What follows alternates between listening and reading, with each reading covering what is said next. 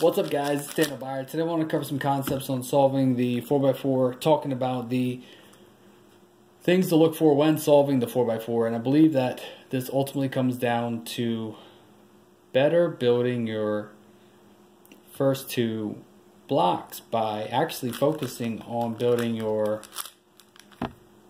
first block and planning that during inspection, and really just focusing on that part exclusively rather than trying to plan the centers of the second block. So I built my 2x2 of centers and my orange edge pair. I built my blue edge pair and I insert that U prime L2 M prime U R B prime, and then there we are.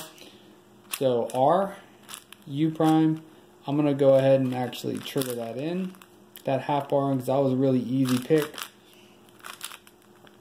So I got that one. I see that I can easily build my other half bar.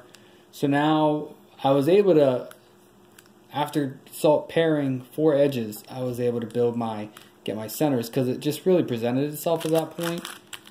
I'm going to build this edge pair, and then because I can go with either a orange or a red D, I'm going to find the best option, which right now looks like it's going to be the D. So let's go ahead and rock out with that. So we're there and finish up that second block, right? So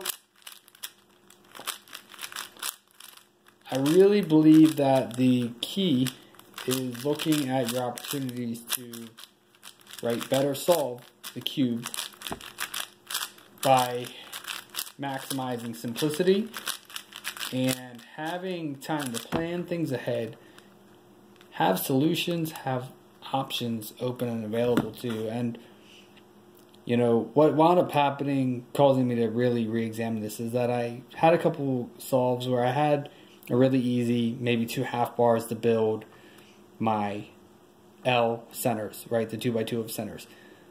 Build an edge pair. Next thing you know, I saw the corner edge pair for the 1x3x3.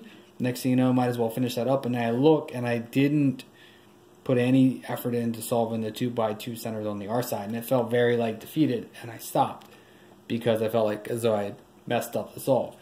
Then I really re-evaluated that and was like, well, what can I do with this? But the time invested to do that 1x3x4 was significantly fast, and I really think that it's just as viable to go about it this way. So let's go ahead and go through a more of with commentary, do a little bit of pre-planning, and then go into the execution phase.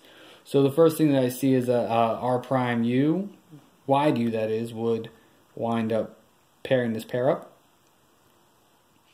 And I see that I've got my red pair here, I see that I've got my blue pair, and I see that I've also got my green pair, one, and there.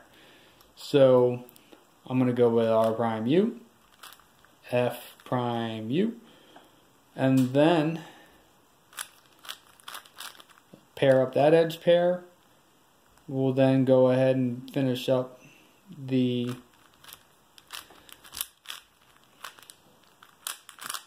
edge pair, and then that edge pair as well. So the first block's done. So I saw the half bar already built, so I'm going to trigger that in. You see how I break, drop that one down, pair it up. I do a U and pair this pair up as well. So I'm going to trigger this edge pair in. I'm going to actually now insert this half bar and this edge pair in at the same time. I tilt wide U prime, R2 wide U, which kicked this edge pair out, but then I can just simply insert that edge pair as a 1x1x3, making it a 1x3x3. Finish up the last edge pair with U R prime, or UR, and then RU R prime. So really easy.